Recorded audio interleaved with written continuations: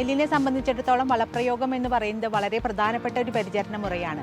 വളപ്രയോഗത്തിന് മുമ്പ് നമ്മൾ മണ്ണറിഞ്ഞ് വളം ചെയ്യുക എന്നുള്ളൊരു പ്രയോഗം വളരെ പഴക്കമുള്ള ഒരു പ്രയോഗം തന്നെയാണ്. എങ്ങനെയാണ് മൂലകങ്ങളുടെ അവസ്ഥ എന്നുള്ളത് നമ്മൾ അറിഞ്ഞിരിക്കേണ്ടത് ആവശ്യമാണ്.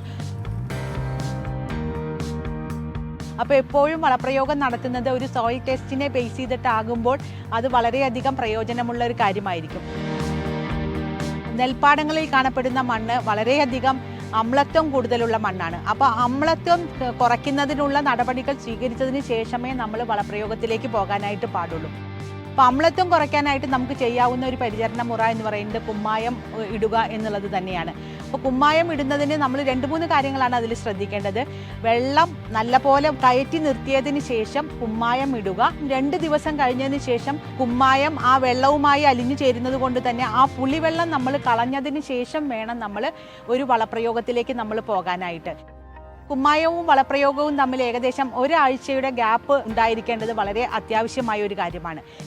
നെൽച്ചെടിയെ സംബന്ധിച്ചിടത്തോളം 17 മൂലകങ്ങളാണ് ഏറ്റവും കൂടുതൽ ആവശ്യമായിട്ട് വരുന്നത്. അതിനെ തന്നെ പല ഘടകങ്ങളായിട്ട് തിരിച്ചിട്ടുണ്ട്. പ്രാഥമിക മൂലകങ്ങളിൽ വരുന്നതാണ് നൈട്രജൻ, ഫോസ്ഫറസ്, പൊട്ടാസ്യം. ഈ മൂലകങ്ങളാണ് നമ്മൾ പണ്ടൊക്കെ വളമായിട്ട് കൊടുത്തുകൊണ്ടിരുന്നത്. ഈ മൂലകങ്ങൾ പലതരത്തിൽ നഷ്ടപ്പെട്ടു പോകാനുള്ള സാധ്യത ഉള്ളത് കൊണ്ട് തന്നെ നമ്മൾ ചെടിയുടെ വളർച്ചയുടെ പല ഘട്ടങ്ങളിലായി നമുക്ക് ഇട്ടുകൊടുക്കേണ്ടത് ആവശ്യമാണ്. അങ്ങനെ വരുമ്പോൾ ഏറ്റവും ആവശ്യം വരുന്ന 3 ഘട്ടങ്ങൾ എന്ന് പറയുന്നത് ഒന്ന് അടിവളം തന്നെയാണ്. അതായത് ശാസ്ത്രീയമായി പറയുകയാണെങ്കിൽ നടുന്നതിന് മുമ്പ് കൊടുക്കണം എന്നുള്ളതാണ്.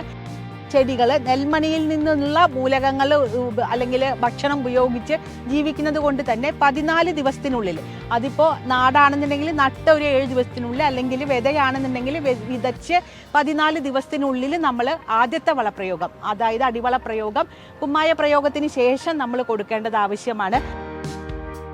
ഫോസ്ഫറസ് മണ്ണിൽ നിന്നും വളരെ പതുക്കെ മാത്രമേ ചെടികൾക്ക് ലഭിക്കുകയുള്ളൂ.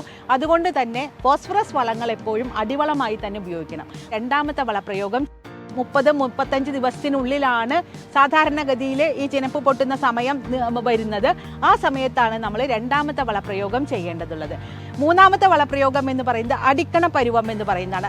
ഏകദേശം ഹ്രസ്വകാല മൂപ്പുള്ള ഇനങ്ങൾക്ക് 50-55 ദിവസത്തിനുള്ളിലാണ് ഈ അടിക്കണ പരുവം എന്ന് പറയുന്ന സമയം വരുന്നത്. അപ്പോൾ ആ സമയത്ത് നമ്മൾ വളമിട്ട് കൊടുത്തിട്ടുണ്ടെങ്കിൽ അത് കതിരിലേക്ക് വലിച്ചെടുക്കാനും കതിരിലേക്ക് കൂടുതൽ ട്രാൻസ്ലൊക്കേറ്റ് ചെയ്ത് പോകുന്നതിനുള്ള സാധ്യത ഉള്ളത് കൊണ്ട് തന്നെ നമ്മൾ ആ വളപ്രയോഗമാണ് മൂന്നാമതായിട്ട് ചെയ്യുന്നത്. ഇനി ഞാൻ പറഞ്ഞതുപോലെ തന്നെ ദ്വിതീയ മൂലകങ്ങളും സൂക്ഷ്മ മൂലകങ്ങളും വളരെയധികം അഭാവം നമ്മുടെ മണ്ണിൽ കണ്ടുവരുന്നത് കൊണ്ട് തന്നെ അതും നമ്മൾ വളപ്രയോഗത്തിൽ നമ്മൾ പരിഹരിക്കേണ്ടതാണ്. മഗ്നീഷ്യത്തിനെ സംബന്ധിച്ചിടത്തോളം നമ്മൾ പറയുന്ന ഒരു ശുപാർശ എന്ന് പറയുന്നത് 40 കിലോ മഗ്നീഷ്യം സൾഫേറ്റ് ആണ്. അപ്പോൾ ആ 40 കിലോ മഗ്നീഷ്യം സൾഫേറ്റ് കൊടുക്കുന്നത് നമ്മൾ കൊടുക്കുമ്പോൾ ശ്രദ്ധിക്കേണ്ട ഒരു കാര്യം, പൊട്ടാസ്യവും മഗ്നീഷ്യവും ഒരിക്കലും ഒരുമിച്ച് കൊടുക്കാൻ പാടില്ല. പൊട്ടാസ്യം വളം കൊടുത്തതിന് ശേഷം ഒരാഴ്ചത്തെ ഗ്യാപ്പ് ഇട്ടിട്ട് വേണം നമ്മൾ മഗ്നീഷ്യം വളം കൊടുക്കാനായിട്ട്. സൂക്ഷ്മ മൂലകങ്ങളുടെ അഭാവം, സൂക്ഷ്മ മൂലകങ്ങളുടെ പ്രധാനമായും കാണുന്നത് ബോറോൺ ആയതുകൊണ്ട് തന്നെ ബോറാക്സ് നമ്മൾ 2 കിലോ ഒരു ഏക്കറിന് എന്ന തോതിൽ 2 പ്രാവശ്യമായിട്ടാണ് നമ്മൾ വളപ്രയോഗം പറയുന്നത്. ഒന്ന് അടിവളമായിട്ടും ഒന്ന് കതിര് വരുന്ന സമയത്തുമാണ് കൊടുക്കുന്നത്. സമ്പൂർണ്ണ എന്ന് പറയുന്ന ഒരു സൂക്ഷ്മ മൂലകങ്ങളുടെ ഒരു മിശ്രിതം നമ്മൾ തന്നെ കാർഷിക സർവകലാശാല വികസിപ്പിച്ചെടുത്തിട്ടുണ്ട്. അപ്പോൾ ആ സമ്പൂർണ്ണ നമുക്ക് കൊടുക്കുകയാണെന്നുണ്ടെങ്കിൽ എല്ലാ മൂലകങ്ങളുടെയും അഭാവം നമുക്ക് പരിഹരിക്കാനായിട്ട് സാധിക്കും.